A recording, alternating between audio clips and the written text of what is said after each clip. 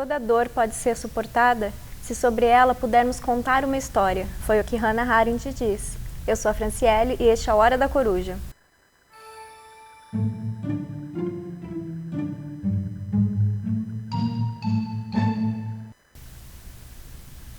Boa noite, sejam muito bem-vindos à Hora da Coruja desta terça-feira, que nós vamos conversar sobre Hannah Arendt. Boa noite, Paulo, tudo bom? Boa noite, Fran. E aí, assistiu o filme de Hannah Arendt? Assistimos o filme. E o filme nos inspirou a fazer este Hora da Coruja de hoje. Já há algum tempo a gente queria conversar sobre a Hannah Arendt, mas o filme deu oportunidade, né? Para quem não sabe, eu vou aproveitar e vou contar. Existe um filme da Hannah Arendt que se chama Hannah Arendt, está nos cinemas agora, então aproveita que a gente nunca sabe quando vai sair, apesar de que está tendo um ótimo público, né, esse filme. Está tendo um bom público, embora o filme não seja um filme qualquer, é um filme... Você escreveu sobre isso, né, no IG, você fez um artigo contando sobre... Eu saí do cinema já inspirado para escrever para o IG sobre o filme, porque na verdade é o seguinte, né, o filme, ele possibilita a gente conversar sobre a Hannah Arendt de um ponto de vista mais popular, digamos assim, porque o filme não é sobre a vida dela. É sobre um trecho do que aconteceu na vida dela. Pega um trecho da vida dela. Então, e é o trecho, digamos, eu não digo o mais interessante, efetivamente talvez nem seja o mais interessante. Certo. Porque talvez o mais interessante seria fazer um filme sobre o romance. Dela com Heidegger, com Heidegger. Seria fantástico. Mas o trecho que foi escolhido pela Trota, que é a diretora e que é a escritora, é um trecho que me parece interessante do ponto de vista filosófico, porque relembra um pouco o martírio que é você querer ser filósofo. Exatamente.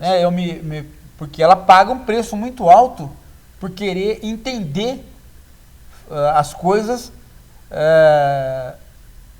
Não é que você possa entender as coisas sem fazer juízo de valor, mas é que para você fazer algum juízo, você precisa, de certo modo, entender o que está acontecendo, né? E entender o que está acontecendo, que é o papel que ela se propõe a fazer, né? Faz com que ela perca todos os seus amigos. Né? Eu acho que para quem não assistiu o filme ainda, apesar de a gente não... Vou passar o trailer só do filme, que não conta o final do filme, então, vocês pelo menos terem uma ideia sobre como é o filme. Vou pedir para o Roberto colocar agora o trailer, por favor, Roberto. Tá aí uma das coisas mais interessantes que eu achei no filme também, esse dilema sobre ser filósofo. Quer dizer, qual é aquele momento da sua vida que você encara e vai dizer assim, eu realmente vou ser filósofo, sou filósofo e vou arcar com as consequências disso, né? Eu me lembrei do martírio do Sócrates, né? Quer dizer, Exatamente. Pagar o preço que é você fazer as coisas como elas devem ser feitas para o filósofo. Eu, particularmente, assim, quer dizer, o que ela se propõe, estando em Nova York, ir até Israel, onde está lá o Eichmann, preso, porque foi pego aqui na Argentina, né, pelo Serviço Secreto de Israel, levado até lá e vai ser julgado. Então ela vai até em Israel para assistir o julgamento, para escrever aqui para a América, né, no New York Times. Bom, até aí tudo bem, né? Quer dizer, uma pessoa que é filósofa e que vai cumprir... Uma judia filósofa que vai cumprir o papel de jornalista. Ok, né? Bom, aí um pecado para os filósofos brasileiros, né? O filósofo não pode cumprir o papel do jornalista. A Hannah Arendt não tem esse problema, né? Ela vai fazer os artigos. Só que aí é que entra o elemento central da história, né? Quer dizer, ela não esperava que os judeus entendessem o que ela iria escrever. Ela não estava esperando isso. Mas o que ela não esperava, e aí vem a decepção, é que também os mais próximos dela, inclusive os intelectuais judeus, não entendessem, né? Porque o que eles queriam é que ela voltasse e escrevesse um artigo que não tivesse nenhum entendimento.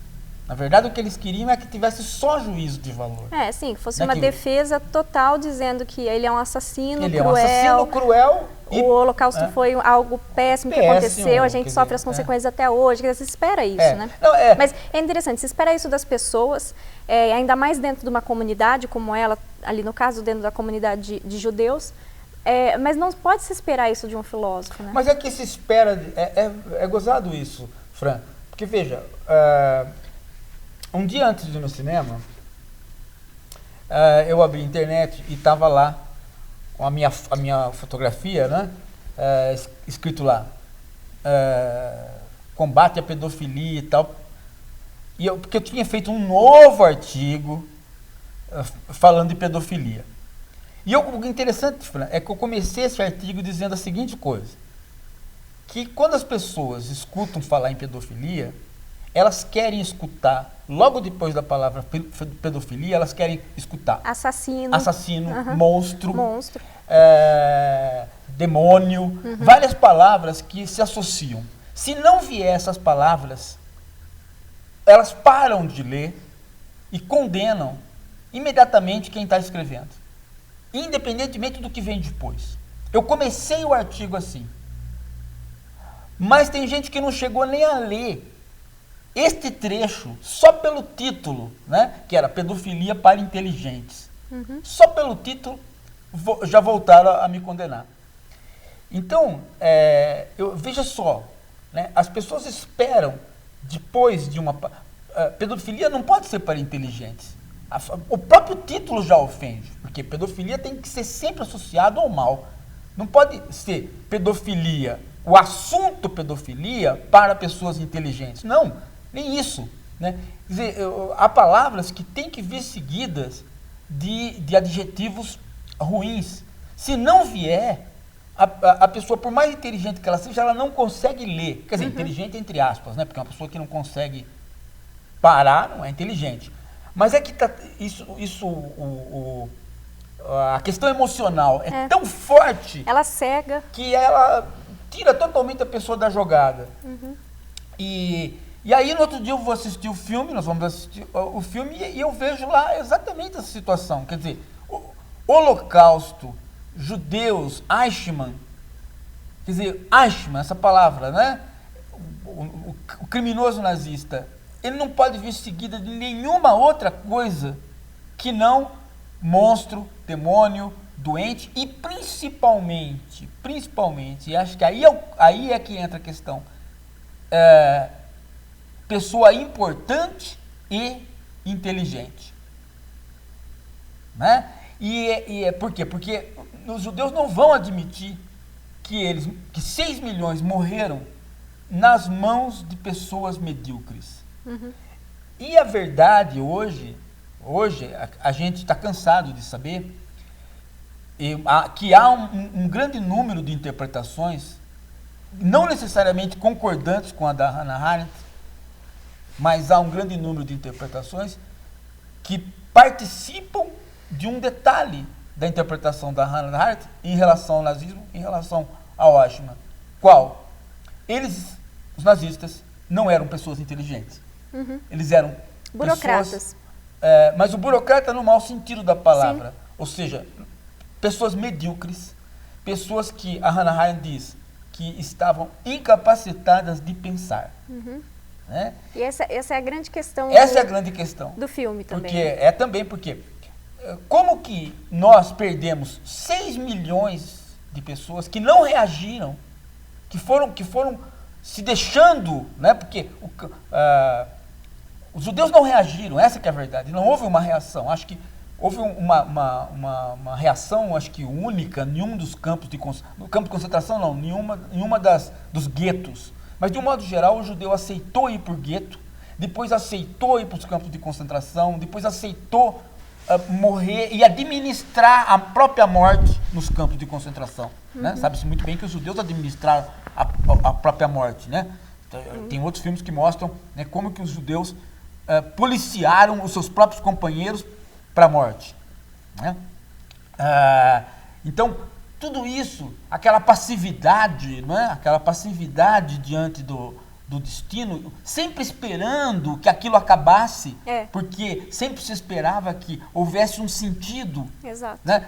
Os judeus diziam, não, eles vão precisar de nós para força de trabalho. Nós somos bons trabalhadores. Nós somos bons trabalhadores, nós somos inteligentes. Não é possível que eles estejam apenas matando a torta direito, sem nenhum sentido. Eles estavam matando. Mas só que tem um problema com isso, né? Agora que passou, é fácil para a gente identificar o que aconteceu e talvez os pensamentos. Mas eu acredito que quando eles estavam vivendo isso, por ser uma coisa muito nova, inédita na história de guerras, eles realmente ficaram apáticos no sentido assim, vamos esperar acabar porque a gente não sabe o que fazer, porque não sabemos o que está acontecendo, na verdade. Só que você veja só, né? Nós estamos aí o filme é final dos anos 50, né? O Eichmann preso, né? 60 já? Acho que eu não me lembro bem. Mas, que ele é pego aqui na Argentina. Mas você já está há 20 anos, né? Dos 45, 55, 57, 60, você está quase há 20 anos da guerra. Né? Então você tem uma geração que já está com filhos que não foram para a guerra, né? Nas universidades, lá em Israel. Né? Israel agora já tem 20 anos, já tem uma população, já tem um Estado. E essas pessoas estão se perguntando o que seus pais fizeram que se deixaram matar. Né? E ao mesmo tempo você tem aquele dilema de qualquer coisa que você fale no sentido de se deixar matar, acaba culpando a vítima. Né? Então, há toda uma reação contra a interpretação da Hannah Arendt, porque é uma interpretação, é uma reação emocional. Sim. A interpretação dela não é emocional. Ela, apesar de judia, ela tenta fazer a interpretação mais racional possível. Mas quando ela vai, os amigos dela parabenizam por ela estar indo fazer essa cobertura. Quando o New York Times aceita a ida dela até Jerusalém para acompanhar, eles estavam esperando isso dela. Um artigo emocional de condenação. Sim, estavam esperando isso. Isso fica claro que todo mundo espera isso. É que me parece que a última coisa que ela poderia fazer seria, né, ir até lá para condenar o Eichmann. Né? Por quê? Porque a condenação para ela está dada. Né? Quer dizer, não passa pela cabeça da Hannah Arendt de absolver o Eichmann. Então a condenação é o chão do qual ela parte. Ela não precisa condenar. Por quê? Porque a condenação é o chão do qual ela parte. Ela tem que entender. Ela tem que entender como é que surgiu o Eichmann. Né? E é interessante que ela tenta ser a coruja que faz aquele voo. Ela faz o voo do entardecer. Faz o voo do entardecer. Exatamente, ela faz o que ela faz. Mas ninguém entende isso. É interessante que até mesmo os intelectuais não entendem isso. Né? E é interessante também que ela esteja dando aula nos Estados Unidos e a juventude americana consiga entender, porque já tem uma certa distância para com a situação. Né? Agora, uma outra coisa que me chamou muita atenção da própria Arendt é que o filme vai e volta em alguns momentos em relação ao Heidegger, né? Quer dizer, a lembrança de juventude dela com o amor de juventude que foi o Heidegger. E as frases que ele diz são significativas em relação à metodologia que ela usa para chegar à filosofia. Para entender o Eichmann. Né? Principalmente a questão do pensamento. Principalmente a questão do pensamento, porque quando ela fala pensamento, ela não está falando pensamento no sentido do Descartes. Ela está falando pensamento no sentido do Heidegger. Ou seja, pensamento não é a imaginação, a lembrança, a memória, o raciocínio. Não, pensamento não é nada disso. Isso é o pensamento para o Descartes, que junta todas as faculdades na palavra pensamento. O pensamento que ela está usando é a capacidade de você ser dois em um, que é um termo que ela vai usar nos livros e vai usar num dos mais belos livros que eu conheço da Hannah Arendt, que é o do espírito, né? A filosofia do espírito, que é o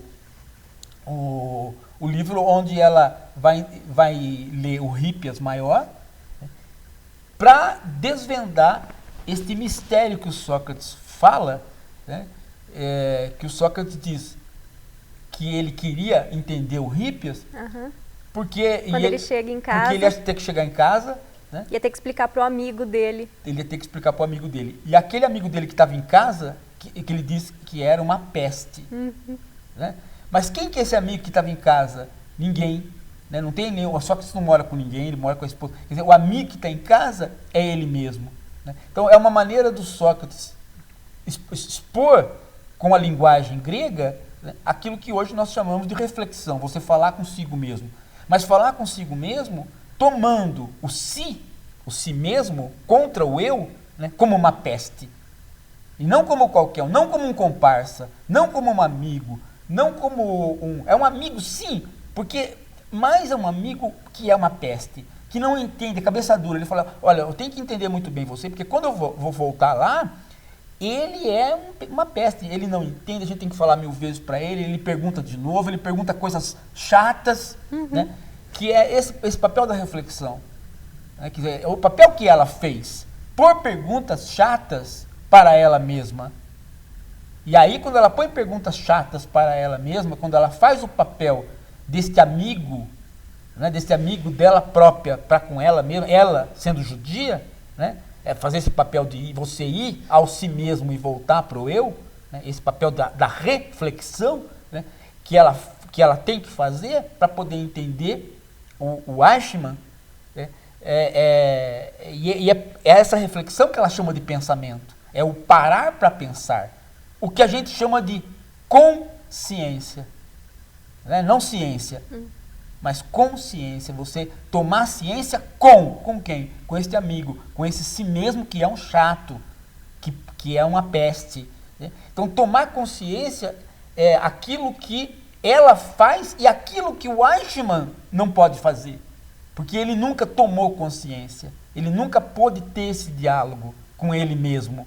Ele está incapacitado do diálogo com si mesmo, ele está incapacitado para o pensamento. Nos livros da Hannah Arendt, Fran, ela fala uma coisa muito interessante, que é essas manias que a gente tem de usar palavras, usar frases e palavras prontas, jargões, frase feita, né, que é para a gente não pensar. Né? Às vezes você usa frases feitas, como o bom dia, boa tarde, mas tem várias outras, né? Com aquela frase que hoje em dia todo mundo diz, eu odeio isso, que a gente fala assim, bom, aí a pessoa fala assim, com certeza.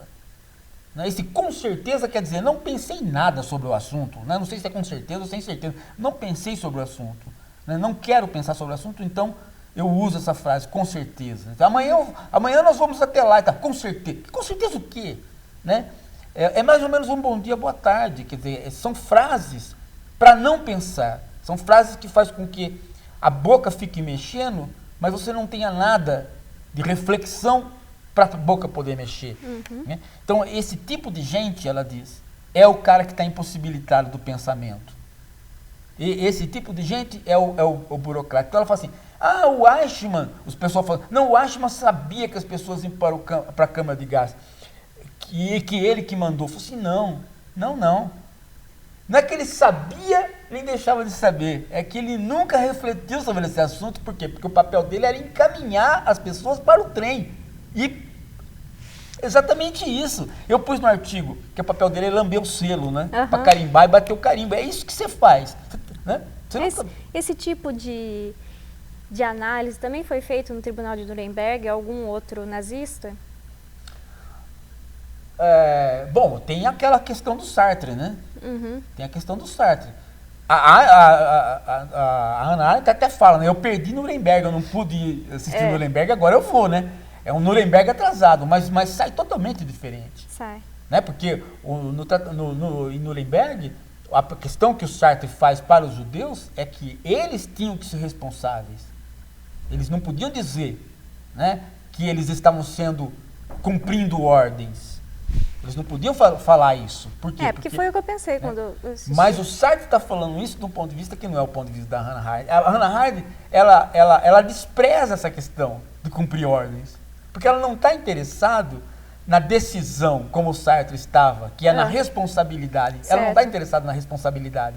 Ela está interessada no funcionamento da psicologia do Eichmann. É completamente diferente. O que o Sartre está dizendo, o Sartre põe as pessoas na condição existencial. Ele reclama, ele trabalha com existencialismo, então ele reclama do quê? Do fato dos nazistas dizerem: nós estávamos seguindo ordens. Ora, mas todo mundo estava seguindo ordens dos 2 lados, dos 3 lados, dos 4 lados. Isso, para Arendt, ela fala no filme, né? A resposta nazista banal, estou seguindo ordens. Ela não está interessada nisso, ela está interessada não é no seguir ou não seguir ordens. Ela está interessada como é que se chegou a levar para cargos de comando pessoas que não podiam pensar. E eu estou para dizer uma coisa, Fran, estou para dizer uma coisa. Eu estou para dizer uma coisa que é a seguinte: eu acho que todos os nazistas não podiam pensar. Não era 1 ou 2. E talvez por isso mesmo foram escolhidos para estar participando disso. Eu acho que eles a gente já viu até filmes. Teve 1 ou 2 de alto cargo que acabaram vendo o que estava acontecendo e acabaram tentando ajudar os judeus, não levando mais para os campos de concentração, mas algumas coisas assim foram traidores. Uma coisa é você pertencer ao partido nazista. Outra coisa é você pertencer aos escalões da SS. Então, me parece o seguinte, que a gente tem que ter a noção de que o próprio Hitler também é uma figura incapaz de pensar. Eu acho que hoje em dia é essa figura que a gente tem dele, né? Essa ideia que a gente tem de Hitler. Não sei, Fran. Eu acho que tem muita gente ainda com a ideia de que não há o mal, que a Arendt está analisando, né? O mal se tornar banal. Né? Não, banal por quê? Porque é feito por pessoas banais, que uma está carimbando o selo, outra está batendo o selo, outra está pondo na caixa, É que nem o processo da Amazon Books de mandar livro, né? Uma coisa. Só que é para matar pessoas. Para matar pessoas. E quando chega lá, a mesma coisa acontece com os próprios judeus, porque os próprios judeus organizam a morte dos outros judeus. Tanto é que você vê, né, os caras entrando para a cama de gás, trocando de roupa, tirando o sapato, como se fosse entrar para a piscina. É claro que está todo mundo tremendo de medo. Você veja as filas de morte, né? O cara vai dar um tiro num, dá tiro no outro, dá tiro no outro, dá tiro no outro. Ninguém sai correndo, ninguém se desespera. Né? O que é isso, senão a ideia de que também a própria vítima também se burocratizou. Também ela já não pensa. Bom, mas também aí fica até fácil. Se você vê toda a estratégia que a SS usa para conquistar isso, como por exemplo, você tira todos os bens da pessoa, separa essa pessoa da família, tira a dignidade.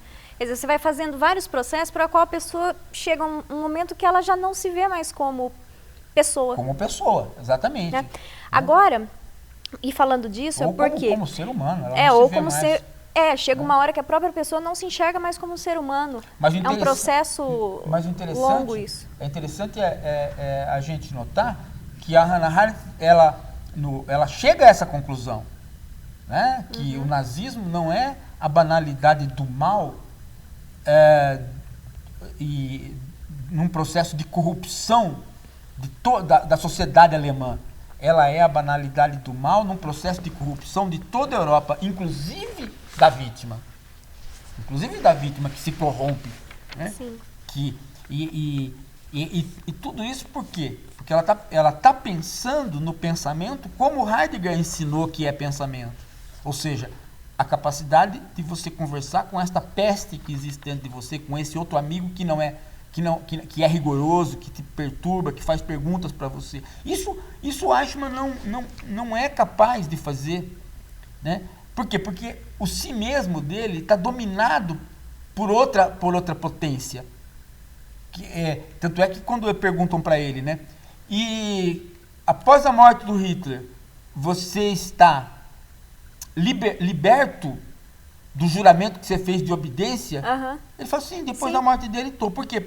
Mas aí não tem para onde voltar. Porque o Hitler ocupou o lugar do si mesmo. Então ele vai para fazer uma reflexão, ele bate no próprio Hitler e ele volta para ele. Quando o Hitler desaparece, ele bate no nada.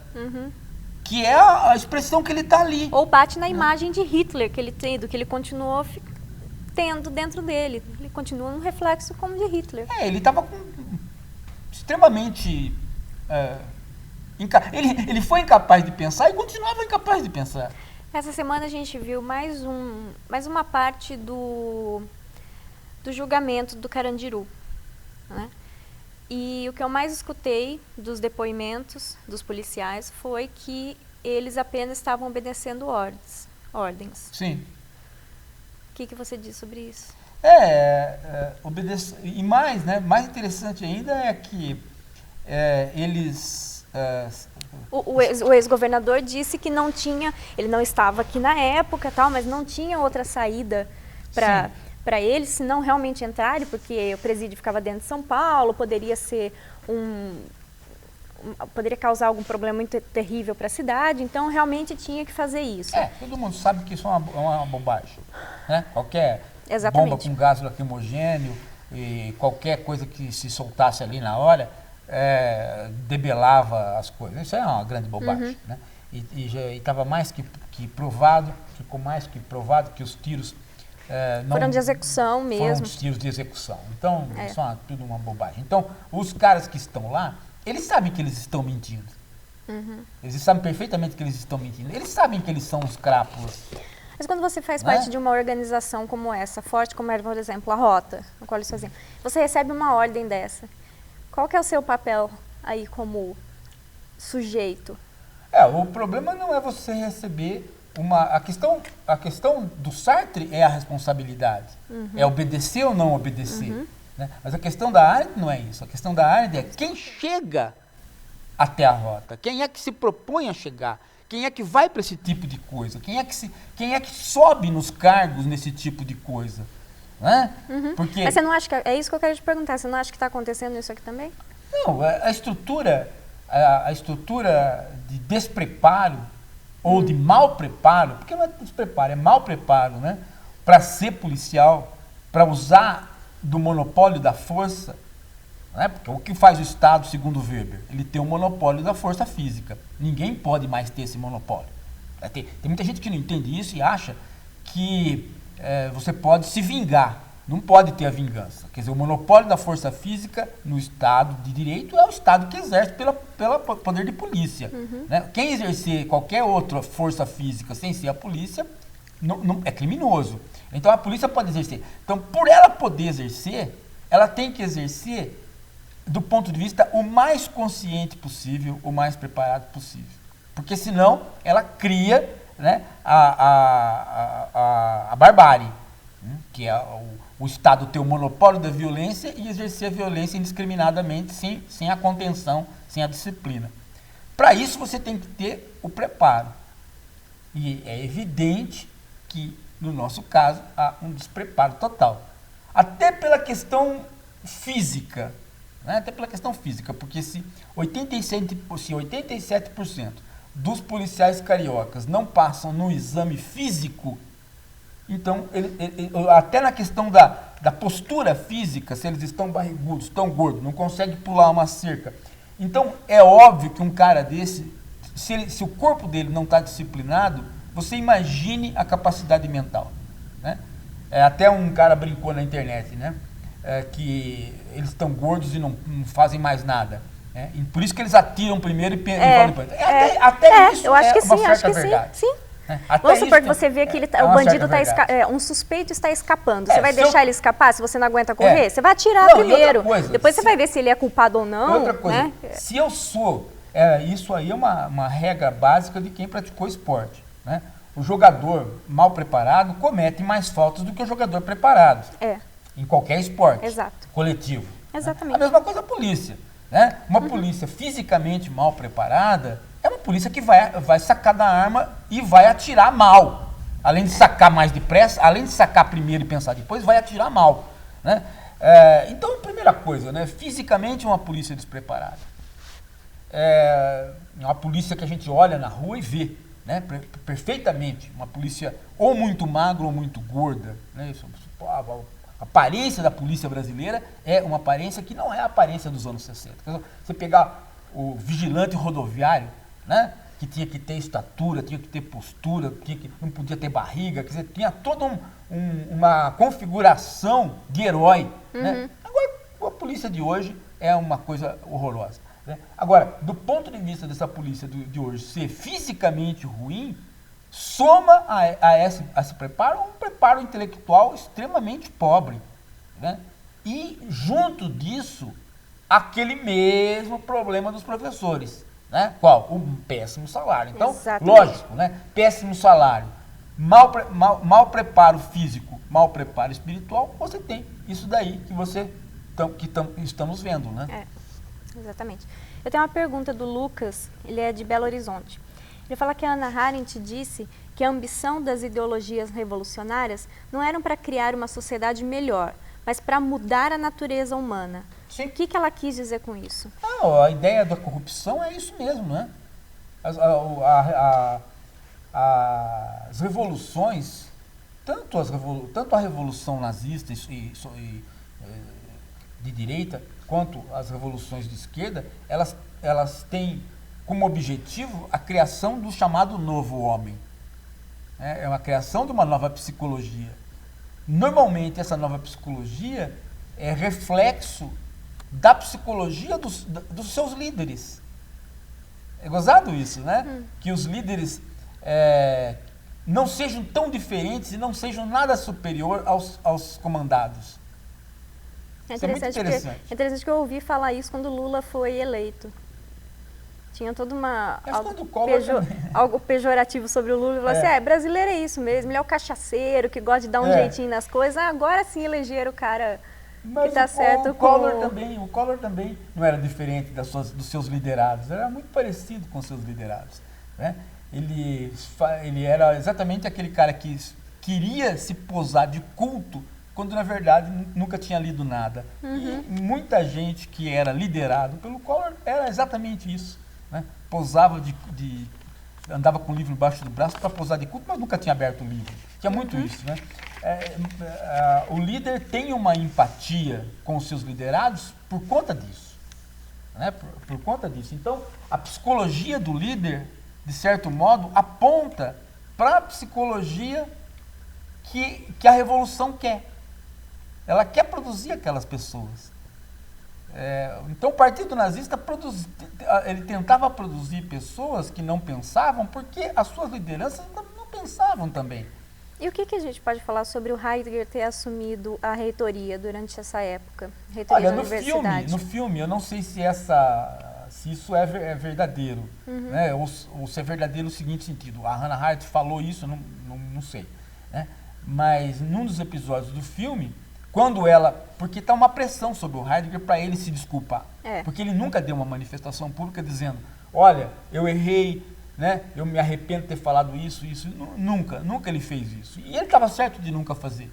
Né? Porque nas circunstâncias que as coisas se passaram, se a gente estuda todo o processo, a gente vai ver que seria uma bobagem ele dizer isso.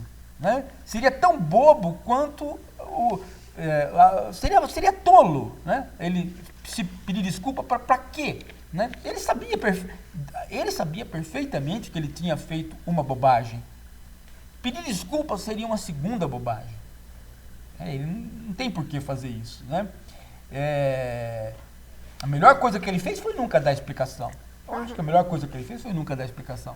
Agora, no filme tem um episódio de uma lembrança dela, já na segunda fase, já não mais a garota apaixonada, né? Mas já numa segunda fase, dele conversando com ela já mais velho, né? E ela aí já de meia idade, uma segunda fase, onde ela diz para ele, por que você não se desculpa? Todo mundo está esperando essa desculpa, né? E eu acho até que, inclusive, ela também está esperando, porque ela quer recuperar o Heidegger pro ensino, para a universidade, inclusive para a América e tal, né? E ele diz para ela, né? Em matéria do cotidiano, em matéria da vida cotidiana, em matéria da política, eu sou uma criança tola. Né? Eu sou uma criança tola. Você pode não acreditar nisso, mas eu acredito. Eu acredito piamente porque o meu avô foi um grande advogado, extremamente inteligente, extremamente culto, inclusive, e uma raposa como advogado. Mas na vida cotidiana, uma pessoa extremamente ingênua. Extremamente ingênua. Você fala ingênua assim para tomar golpe de outras pessoas? Para tomar golpe de outras pessoas, para se comprometer com coisas que dariam errado. Extremamente ingênua, né? Então, eu conheço pessoas que, para o cotidiano, não servem. Uhum. Né? Não servem. Sei. Né? Não servem, não podem atuar no cotidiano porque são pessoas que vão fazer alguma burrada. Mas né? você vê que uma das insinuações que e ele fizeram... fez como é que ele não iria? Como que ele não iria fazer uma burrada? Quer dizer, um reitor, ele tomou posse como reitor. Como que ele iria fazer discursos contra o cara que deu posse para ele? Né? As pessoas não conseguem, eu acho que as pessoas não conseguem entender a não clarividência do que está acontecendo, quando a coisa está acontecendo. É a mesma bobagem que as pessoas falam sobre o Papa dele ter compactuado com a ditadura argentina. Uhum. Né? Isso é uma bobagem, gente. Isso é porque assim, quando a gente está vivendo um problema histórico, uma questão histórica, a gente não consegue muito bem entender o que está acontecendo, nem não. Tem condições. E a gente não tem condições. Nem a gente tem condições. Não é só a gente vai vivendo, a gente vai a gente não só não entende, como também a gente não tem condições de saltar fora do mundo. Exato. Né? Quer dizer, ele pelos títulos acadêmicos que ele tinha, ele foi encaminhado para a reitoria e foi empossado. Uhum. Né? É a mesma coisa que você dizer para mim assim, né? Eu, por exemplo, eu vivi o tempo da ditadura aqui no Brasil e eu era jovem, então eu não tinha que responder por nenhum emprego, por nada, eu estava completamente livre, mas o meu pai tinha. Meu pai era diretor de escolas. Então, depois de terminar a ditadura, eu chegar para meu pai e falar assim, você foi conivente com a ditadura porque você era diretor de escola e cumpriu as diretrizes que a ditadura dava, né? Por exemplo, pôr a aula de USPB, pôr a aula de educação moral, fechar grêmio.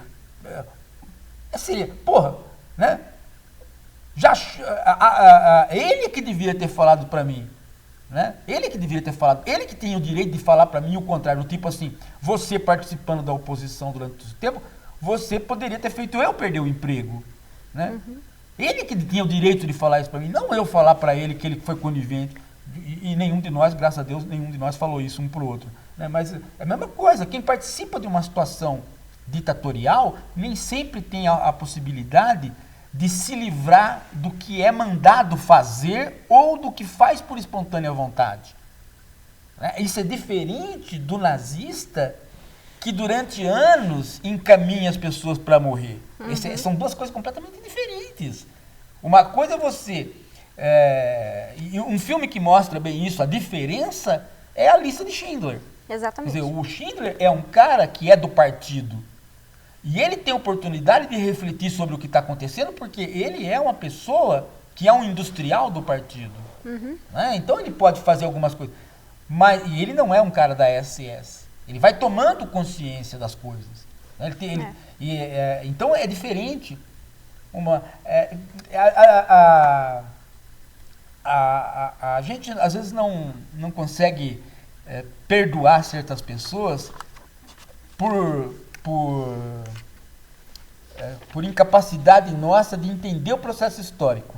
Uhum. Né? E às vezes a gente condena depressa algumas pessoas também por incapacidade de entender o processo histórico. É gozado isso? É verdade. Né? A gente faz as duas atitudes. Eu tenho 3 perguntas aqui. Uma é do César Marques, lá do Rio de Janeiro. Fran, boa noite, tudo bom? Tudo bom, César. Eu gostaria que você pedisse para o Paulo comentar a seguinte citação da Arendt. O mais radical revolucionário tornar-se-á um conservador no dia seguinte à Revolução. Mas isso aí não foi só da Arendt, né? Se bem que eu não sei se ela disse isso dessa maneira. Ele cita aqui que foi extraído do Verdade Política. Mas porque, na verdade, essa é uma constatação que nós temos que pôr na boca também de outras pessoas, né? Uhum. Porque não foi só ela que disse esse tipo de coisa, né? Porque é evidente que a revolução, ela não é um processo, a revolução tem um elemento extremamente perverso, que ela é muito a cara, né? O governo que vem depois da revolução é muito a cara do processo revolucionário. Né? Então, revoluções que se fizeram sem muitos cuidados, tem governos também sem muitos cuidados. Talvez você queria dizer isso por ser um governo espelhado naquilo que era o qual eles estavam manifestando contra. Isso também, mas também pelo processo.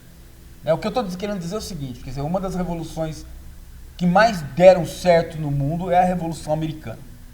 Nenhuma revolução deu tão certo quanto a Revolução Americana. Que a independência americana é uma revolução, né? É uma revolução porque ela é uma guerra contra um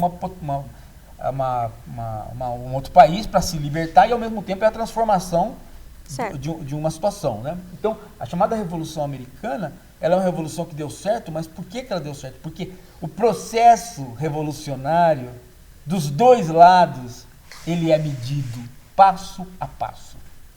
Dos dois lados, Fran. No filme O Patriota, diferente do filme Hannah Arendt, não é um filme histórico, né? E é um filme, O Patriota é um filme patriótico, né? Mas ele tem um detalhe muito interessante que é verdadeiro, que é quando o general inglês, o comandante inglês, acho que era capitão, começa a cometer atos de barbárie contra os americanos, o comandante das forças britânicas chama ele e diz: depois de terminar essa guerra, né, ganhando ou perdendo, nós vamos voltar a negociar com os colonos, porque eles falam a nossa língua, eles são o povo com quem a gente negocia, né? Nós não podemos quebrar os laços, quer dizer, cometer uma guerra, crimes de guerra, né? Naquela época não tinha essa expressão, mas cometer injustiças a ponto de criar uma situação que depois nunca mais a guerra acabe, nunca mais possa se iniciar um novo período. Né? Então, isso existiu na Revolução Americana. Isso não existiu em nenhuma outra revolução. Nenhuma outra revolução. O que eu conheço, revolução, não golpe de Estado. Como aqui, a Revolução de 64, que é um golpe de Estado. Né? Não isso, estou falando revoluções, nunca vi. Né? Quer dizer, nas revoluções se perdeu todas as medidas e depois, obviamente, o governo que veio, né, ele veio espelhado por esta perda de medidas dos dois lados. E o Luiz Henrique quer saber se você poderia explicar um pouco para a gente o que acontece neste momento interessante, que não foi relatado no filme, sobre o romance da Hannah Arendt com o professor dela, Heidegger. Não, foi relatado. Tem os vários períodos, né, da coisa. E o romance do Heidegger não foi um romance escondido. Todo mundo, foi evidente na universidade. E tanto é que, entre aspas, alguns amigos dela chegam a acusar, de certa forma, que ela estava sendo um pouco conivente com o Rashmer por causa do Heidegger ainda. Do Heidegger. Mas a Hannah Arendt sempre soube claramente distinguir a filosofia da política. Sempre soube, né? Inclusive a Hannah Arendt tem uma relação com a filosofia que é tensa. Em vários momentos ela se diz não filósofa. Em vários momentos ela se diz teórica da política, né? Quase que querendo dizer a seguinte coisa, né? Eu permaneço num campo que se pretende menos comprometedor do que a filosofia. Quase que como se dizendo assim, bom, eu não sou... O Heidegger é filósofo, né? O Heidegger é filósofo. Eu não sou uma filósofa discípula do Heidegger. Eu sou alguém que aprendeu com ele e que lido com teoria política. Né? É óbvio que hoje isso não cabe mais, olhando a obra da Hannah Arendt. Ela tem diretrizes metodológicas, diretrizes doutrinárias, diretrizes de todos os tipos que caracterizam uma filósofa. Inclusive a originalidade, né, de tratar o mal na sua banalidade, que é uma originalidade. É verdade. Antes de fazer a próxima pergunta, eu vou deixar um recado para todo mundo que está assistindo a Hora da Coruja, que o Paulo vai ter um curso na livraria Martins Fontes, na Avenida Paulista. O Paulo com o Carlos, que já esteve aqui no nosso programa também. Filosófico. É um cafezinho filosófico, né? Com o Andrei também, que esteve aqui, inclusive, no programa da semana passada. Sábado. O título é Conflitos de Ontem, Reflexos de Hoje. É um debate sobre ciência, religião e educação. Então, é neste sábado, das 17 às 19 horas. É um bom horário, que depois também dá para esticar, a gente pode esticar, conversar com o pessoal, né? Então, liga na livraria Martins Fontes, da Avenida Paulista, pede para fazer a reserva. É a Martins Fontes que fica, ela fica numa ruazinha que sai, né? Olha, eu tenho o número aqui, é na Avenida Paulista, número 509. Mas é só entrar no site. Ali junto com a Brigadeiro. Isso, então, quem pega o do metrô, lado do metrô Brigadeiro. Quem pega o metrô sai no metrô Brigadeiro. Exatamente. Tá ali na Martins Fontes. E é só entrar no site da Livraria Martins Fontes também, que vocês conseguem o telefone, ou então pode conversar diretamente com a gente no Facebook. Sábado. Então, sábado vocês já sabem. Dia 10. Dia 10, 17 horas, 5 da tarde. Já tem encontro marcado com a gente. O Roberto quer saber se é possível pensar a banalidade como uma manifestação do cinismo. O cinismo, a gente precisaria aí entender duas coisas, né? Há o cinismo banal, para falar em banalidade, há o cinismo comum, né? Que torna tudo tolo, que torna tudo sem importância, né? Na filosofia, esse cinismo, ele não é o cinismo filosófico. O cinismo filosófico, ele faz o papel contrário. Faz o papel contrário, né? Ele é o cinismo do cão. Né? A palavra cínico vem de cão. Vem de cachorro em grego, né? Então, o que é o cinismo do cão? O cão é cínico. Em que sentido que ele é cínico? Né? Ele é cínico porque ele faz coisas, né? Que não podem ser feitas porque ele faz coisas contra a convenção. Por exemplo, ele anda pelado, faz xixi no pé dos outros, gruda na perna e fica dando um creu, faz sexo na rua, come em qualquer lugar. Então, o cachorro, ele é um cínico porque ele quebra convenções. E é nesse sentido que o Diógenes vai dizer que ele é um filósofo cão, né? O cão filósofo, o filósofo cão. Eu sou um cínico. O Diógenes é um cínico nesse sentido, ele quebra convenções. Quando todo mundo está indo fazendo uma coisa, ele mostra que aquilo que as pessoas estão fazendo é convencional, não é natural. Elas poderiam, né? Elas falam, nós estamos fazendo aquilo que é natural. Não, vocês não estão fazendo o que é natural, vocês estão fazendo o convencional. Então eu mostro que as convenções poderiam ser outras e não aquelas, mostrando que são convenções e não são naturais. Então, o cinismo, na verdade, ele é um desbanalizador do banal. Ele é um elemento filosófico. Ele não é um compactuador, ele não compactua com a banalização de nada, no sentido filosófico. A Amanda acabou de enviar mensagem, ela falou que está aprendendo muito com o programa, falou que o Paulo é um excelente professor. Ela queria que você comentasse sobre a Hannah Arendt como educadora. Inclusive, no filme mostra a relação dela com os alunos, que é uma relação muito boa, na verdade, né? Quando os outros professores ficam contra ela, os alunos dela estão lá para... Entenderam o artigo dela, né? Estão lá para aplaudir.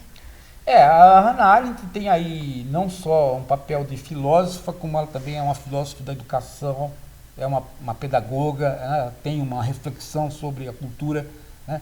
Ela é aquela pessoa que denunciou, que fez a denúncia que poucas pessoas têm coragem de fazer essa denúncia, que é aquilo que ela chamou de o filisteu da cultura, né? O filisteu da cultura é aquela pessoa que se aproveita do verniz da cultura, ele não se aprofunda na cultura, ele tem o verniz da cultura como e ele status. Ele usa deste verniz para subir na vida, né? Então ela diz que quando isto predomina no ambiente cultural, isso é a corrupção total da cultura, né? Pois se ela estivesse vendo, então, como anda a nossa escola, nossa universidade, ela estaria desiludida. Não, mas nós já não fazemos, porque o filisteu da cultura é uma pessoa culta ainda, né? Ele não se aprofunda, mas ele tem erudição, ele fala, ele usa da cultura. O problema dele é que ele usa da cultura, ele não sabe fruir. Uhum. Ele não é capaz de fruir a cultura, ele é capaz de usar. Ele é aquele cara que troca a fruição pelo serviço da cultura. Então, esse é o filisteu que ela odeia. Né? Nós não estamos nesse estágio, por quê? Porque nós perdemos a capacidade de termos o filisteu da cultura. Porque nós estamos aquém, né? Ninguém tem erudição para usar para nada. Essa que é a verdade. Né? Nós estamos aquém da condição de filisteísmo da cultura. Há pouco tempo atrás nós tínhamos filisteus da cultura. Gente que usava da cultura para subir no status, mas não tinha profundidade. Hoje não.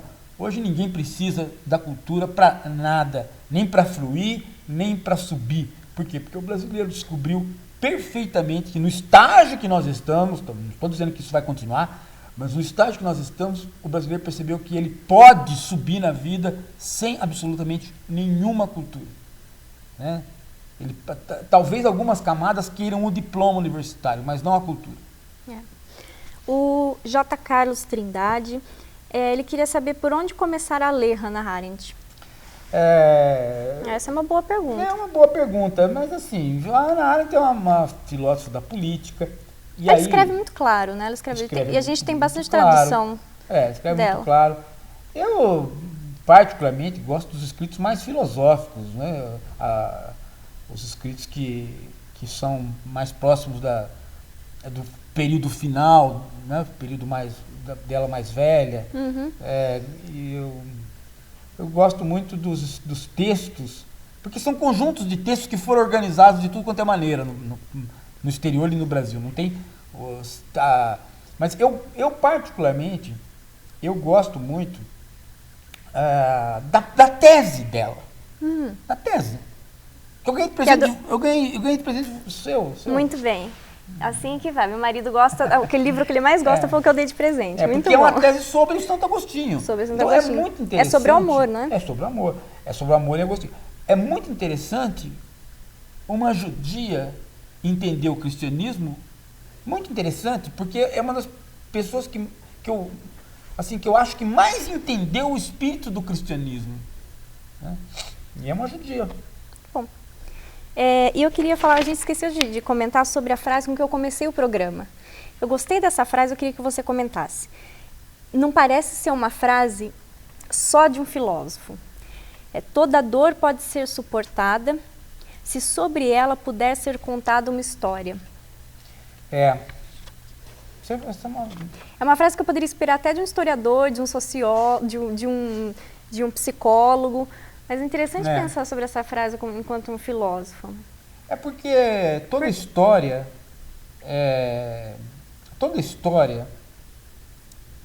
por mais que ela queira ser história, por mais que a história queira ser história, e a gente sabe que a história originalmente é inimiga da filosofia. Sim. Né? E a filosofia é inimiga da história. Elas são inimigas até chegar ao século XIX. Né? Isso. Mas por mais que a história seja inimiga da filosofia, a história, para ser história, precisa ter uma certa racionalidade mínima. Né? E a hora que a história tem essa racionalidade mínima, ela é um pouco filosofia. Portanto, ela é, de certo modo, uma racionalização. Ela já é um pouco a coruja de Minerva. Não digo a coruja de Minerva como... Mas um filhotinho de coruja ela é. Sei. Então... Que até ajuda a gente a fazer filosofia. Portanto, se há uma racionalização, já há a possibilidade de você rearranjar, né, os elementos de modo a eles serem deglutíveis. Né? Enquanto você não puder contar essa história, é porque ainda os elementos não foram rearranjados. Mas a hora que você conta essa história, eles são imediatamente rearranjados. E este rearranjo é que permite com que você conte. E este rearranjo que permite com que você conte, permite com que você conte porque você já está inteiro. Né? Porque até então você estava disperso, esfacelado por aquilo que tinha acontecido, pela dor. Né? Quando você organiza a história, você se organiza. Né? Você recupera os cacos da dor. Né? Então você já pode contar. Muito bom. Isso aí é uma... digamos que, em psicanálise as pessoas falam que você já elaborou. Isso. Né? A partir do momento que você elaborou... elaborar significa isso, né? Que é, você colocou o seu labor, você reuniu os cacos de modo que agora você pode pôr um fio condutor na tua história e, portanto, este fio condutor na tua história é o seu fio condutor. É você acertar a sua coluna de novo, né? Para poder sentar ereto, né? Pra poder ficar ereto. Muito bom isso.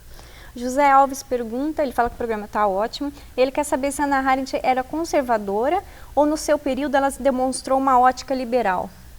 Acho que a Hannah Arendt é uma filósofa liberal, né? Uma filósofa liberal, claramente liberal, ela se adapta, apesar de ela ser uma crítica da sociedade americana, por conta do filisteísmo da cultura, mas ela acha o filisteísmo alemão, o europeu pior, né? Mas ela é uma liberal, ela fala para os alunos do filme, não fala? Né? Eles perguntam o que você achou. A primeira impressão que ela teve dos Estados Unidos. Ela fala assim, a melhor possível, né? Fala um paraíso, né? Um paraíso. Paraíso, quer dizer, ela se adapta muito bem à vida democrática liberal. Ela chega a falar até que ela fica com medo do artigo dela, de ter algum problema deles serem, o marido serem expulsos dali. Fala, a gente já está aqui há 20 anos, eu não quero sair daqui, eu não quero ser expulso daqui. Porque por pior que seja, que ainda me dá a liberdade de poder escrever. E seria terrível, né? Porque ela seria expulsa não pelos americanos, mas pela comunidade judaica em Nova York, né? Exatamente. Que tem, obviamente, um carinho especial por Israel, evidente, né? Assim. Nossa, eu ia te perguntar uma coisa agora que eu esqueci. Você ia me perguntar? Sim. Eu aqui não perguntei para você. Que eu ia perguntar. Eu não sei o que você viu no filme. Eu não sei, não conversamos sobre o filme. A minha ideia, eu fiquei um pouco assustada com o filme, na verdade. Porque é pesado o filme. É duro você lidar no dia a dia com aquelas questões, com aqueles problemas. Com os problemas Os problemas que você enfrenta de fazer filosofia no dia a dia. Sabe que isso me deixou um pouco chocada, me deixou preocupada. Você não esperava que a coisa fosse, né? Não quando vem dos amigos. Eu acho que ela sentiu isso também. Ela achava que pelo menos os amigos dela iriam entender. Eu acho que quando você tem uma ideia de amizade com aquela pessoa que no caso, te conhece, você espera que aquela pessoa vá responder positivamente, do seguinte forma, eu posso discordar de você, discordo aqui, discordo ali, você devia ter escrito de outra forma esse texto, porém eu entendo que você não fez esse texto com a intenção de querer dizer que os judeus são os culpados, eles que deveriam ser responsabilizados, e os amigos dela parece que entenderam isso, eles viraram as costas para ela nesse momento. Viraram. E não foi por viraram as costas porque eles foram pressionados pela comunidade, não, como decisão deles mesmo, foi uma decisão pessoal. Foi algo como assim, eu não estou te reconhecendo, Hannah Arendt. Mas e quando não reconheceram ela, significa que não conheciam ela. Eu não sei, eu tomei isso como um choque, assim. Mas aconteceu com ela uma coisa interessante. Eu, por exemplo, já tive experiências guardadas as devidas proporções, onde nem isso me restou. Por exemplo, ela teve o apoio todo o tempo do marido dela. Teve. Eu também eu gostei disso. Todo o tempo. Todo o tempo. E da secretária dela. Foi. Foi mesmo. Que durante todo o tempo. E da amiga dela, que de certo modo compartilhou ali com a... Sim, a americana, né? A amiga americana, né? O Júnior pergunta agora, se a Hannah Arendt estivesse no programa... Eu não tive essa sorte quando fui crucificado. Então, não, mas não é fácil. E a gente não... O Júnior pergunta, se a Hannah Arendt estivesse no programa, qual pergunta eu faria a ela? E o que eu acho que ela responderia? Bom, a pergunta que eu faria a ela, que quando eu comecei a assistir o filme eu fiquei com vontade de perguntar, foi feita para ela, pelo marido dela. Você faria tudo isso de novo se você soubesse que ia acontecer o que aconteceu com você? Aí ela responde, eu faria. Eu falei, então tá bom. Sim. Quer dizer, essa é a pergunta que eu faria para ela.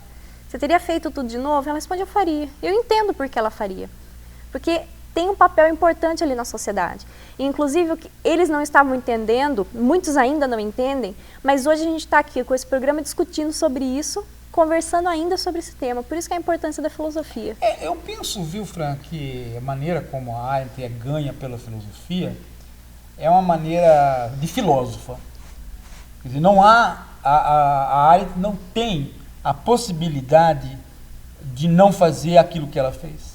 não lhe é dada a possibilidade. Quer dizer, a filosofia tem esse problema, né? Ela toma você, ela toma você, não tem como, é então, verdade. Então, quando ela escreve para o New York se oferecendo, então eu quero ir para lá assistir o julgamento do Eichmann, e quero ir com o aval do jornal para depois eu poder escrever. Quando ela faz isso, ela não faz isso por nenhuma vaidade ou por nada, né? Ou por necessidade de trabalho. Ela já está empregada na universidade. Porque ela é uma filósofa. Única e exclusivamente porque é uma filósofa e ela quer entender. E os entendimentos da escola de Frankfurt, postos até então, e o entendimento do Sartre, posto até então, não estão suficientes para ela. Muito bom. Então, fica a dica para vocês assistirem esse filme. Aproveita essa semana, aproveita sábado que tem o curso lá na Livraria Martins Fontes.